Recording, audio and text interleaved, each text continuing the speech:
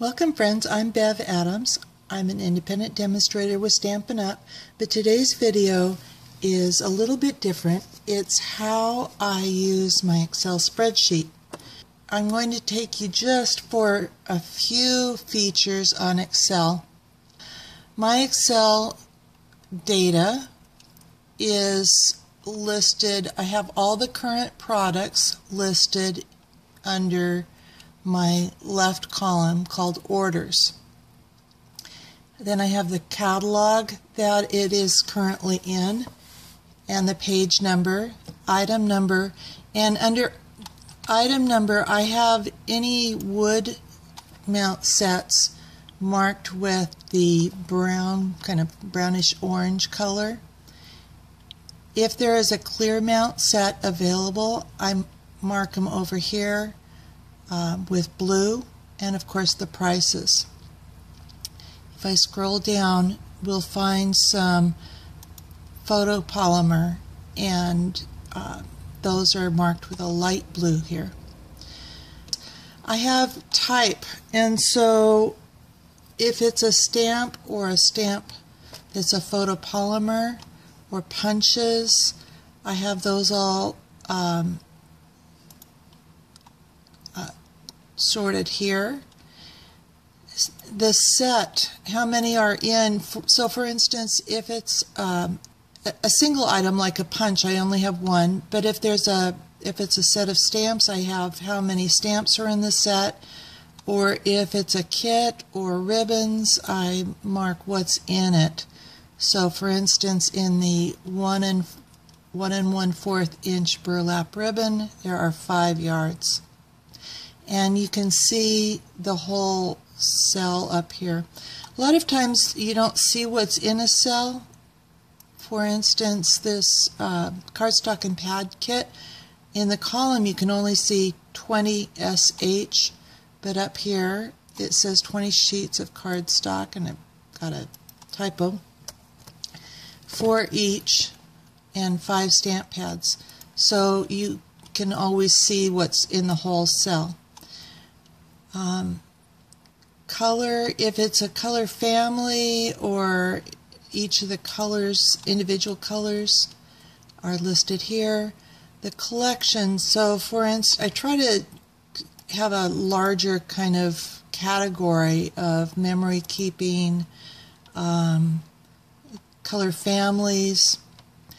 The wish list is the thing that I use the most, and if it is, I go through the catalog, and if it's something that I really want, I'll put like, or for instance, I'm almost out of this designer series paper, so I've got a #1 need, and I also have own and dates.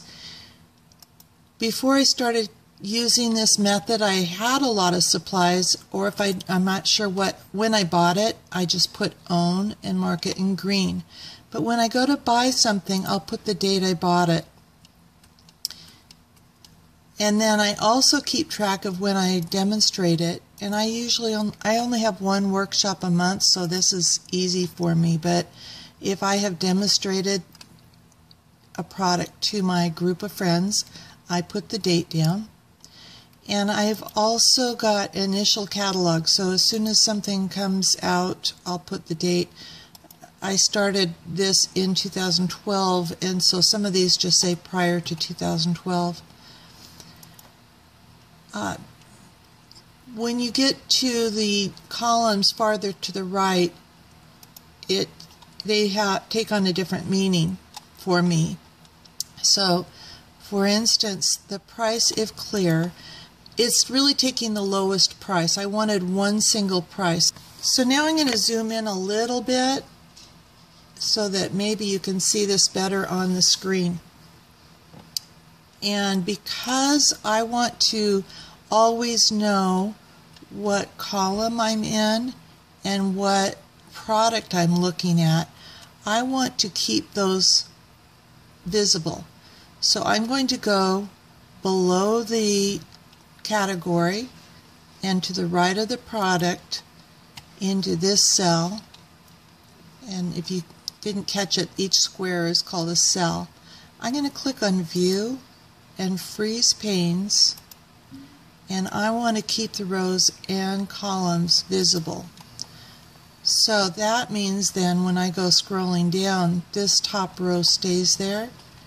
And if I want to go to the right and look at some of this information, I still know what product I'm looking at. And while I was over there, I saw some other columns that you might be interested in over here. I have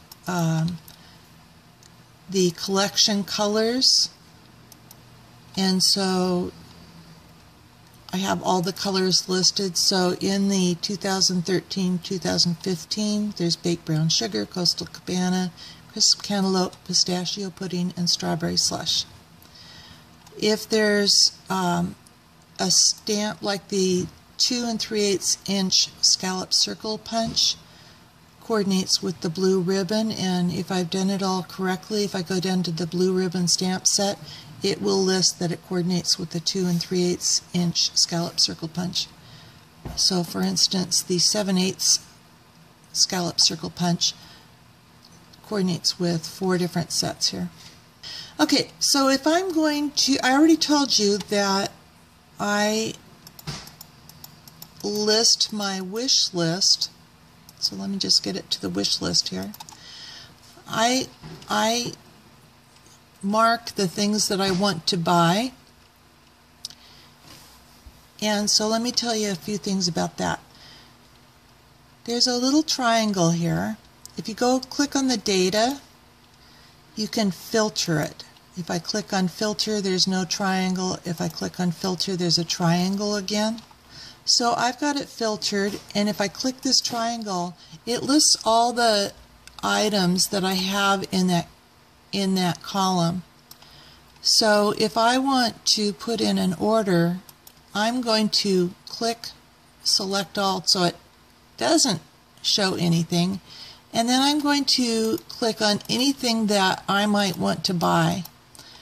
So if I just have a little bit of money to spend, I'm going to click on number 1 need and number 1 wish, but I also might click on like number 1 and hope.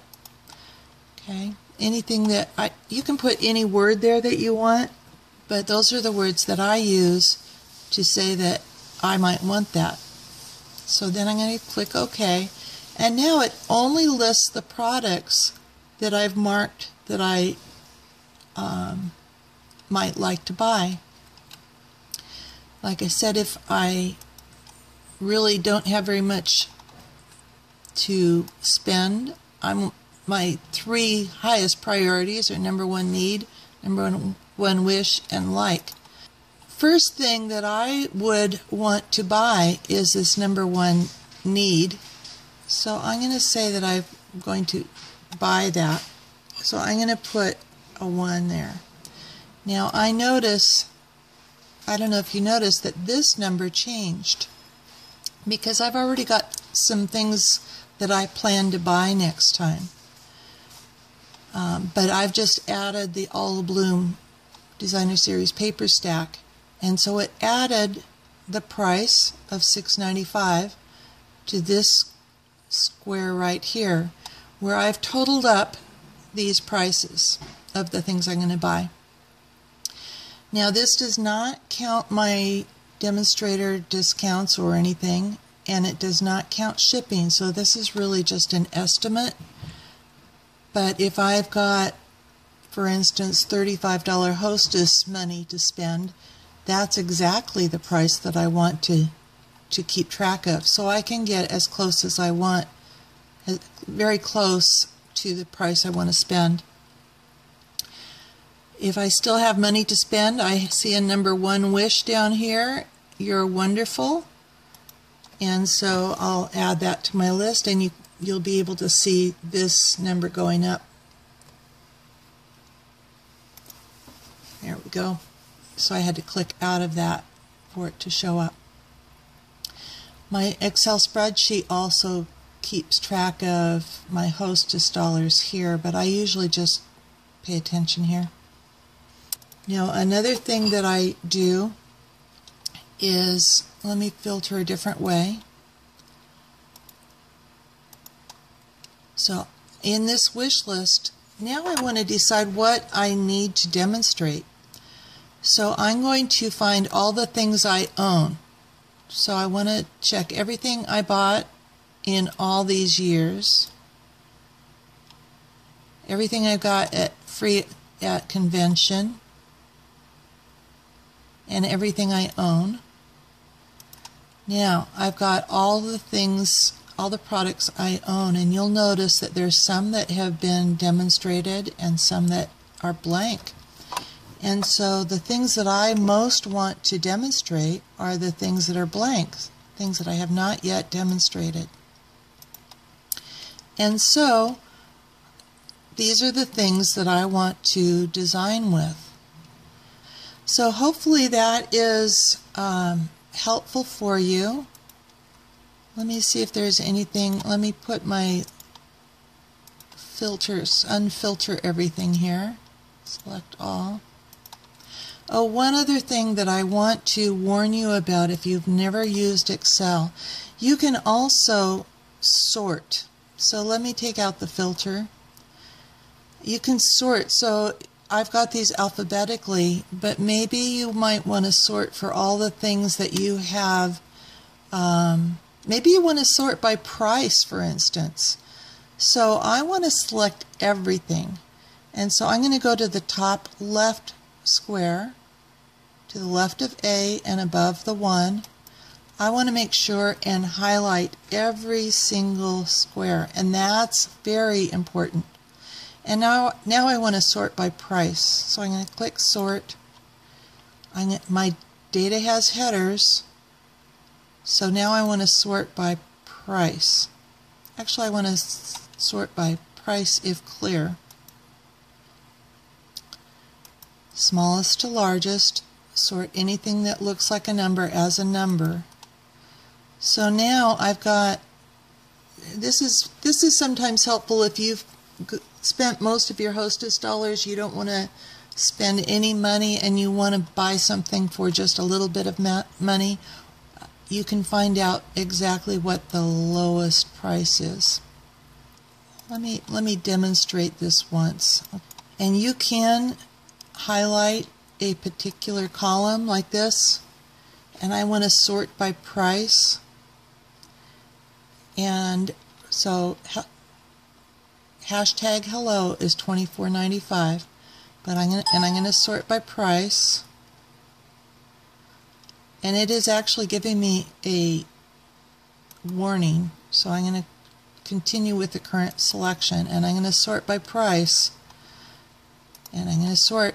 Oh no! Now I've got listed hello, or hashtag hello is $2.50. That's not correct.